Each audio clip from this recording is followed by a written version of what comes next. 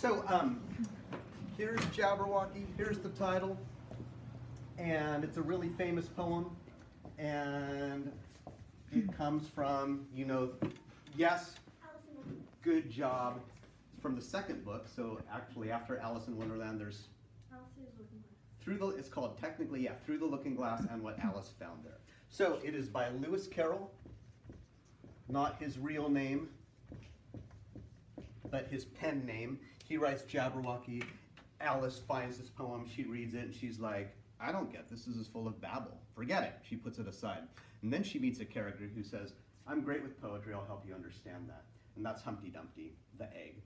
And he tells her about the strange creatures in this poem. There are the Borgos and the slithy toves and the mome rats. He also tells her that often in this poem, we take two real words and we squish them together to make a new word. Now you can follow the poem, right? Could you follow the story? Okay. If you have the word mimsy, it's flimsy and miserable squished together. If you have the word slithy, 'twas brillig and the slithy toves. If you're a creature coming out of the swamp, what's one word that would go into slithy? Anybody, yell it out. Slimy. Slimy, good. Some people say sly. In the book it says it's slimy plus slithery. It could be slithery. In the book it says lithe, which is a real word in the dictionary, which means graceful and flexible like a dancer or a willow tree. Can you see and hear how slimy and lithe make slithy? Yeah, kind of like a math puzzle. Another word. 'Twas brillig in the slithy toves did gyre and gimble in the wabe. The wabe is described as the grassy space around a sundial. You know those clocks that tell time with shadows? And it's called the wabe because the grass stretches a long way before it and a long way beyond it, and a long way beside it. You could squish those words in. Oops. We'll go like this. Way, beside. You see how those words get squished into wabe? Yeah? And I'll just do one more word. We could spend all day on this poem. At the end of the poem, the old guy laughs. He's happy that the young guy killed the Jabberwock. And he chortles. Calloo, Calais, he chortled in his joy. You might have heard the word chortle before. It's in the dictionary. It's a kind of a laugh. But the word didn't exist until Lewis Carroll wrote this poem, and people loved the book, and they loved the poem, and they kept using the word chortle. And now it's in the English language. So chortle is made out of two words. One of them's a laugh, one of them's a sound. What words would go into chortle? Chuckle. And what's the sound that pops out sometimes when people are laughing? Go ahead, yell it out. Snort. Snort. Have you heard people snort when they laugh? No. Chuckle, sometimes. Chuckle and snort. Can you make up words when you're writing poems?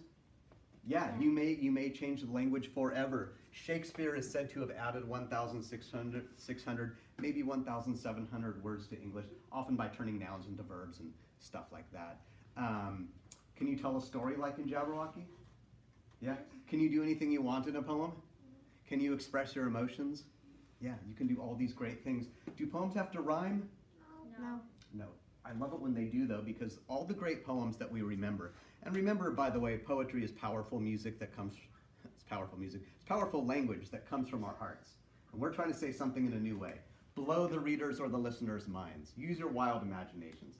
And poetry often is musical. It doesn't have to sound pretty, but it's got to sound interesting. All the great poems that we remember throughout history, they all sound good. So Jabberwocky has a careful rhyme to it and a careful meter, or a certain kind of rhythm, that I didn't want to emphasize and make too predictable, too sing-songy.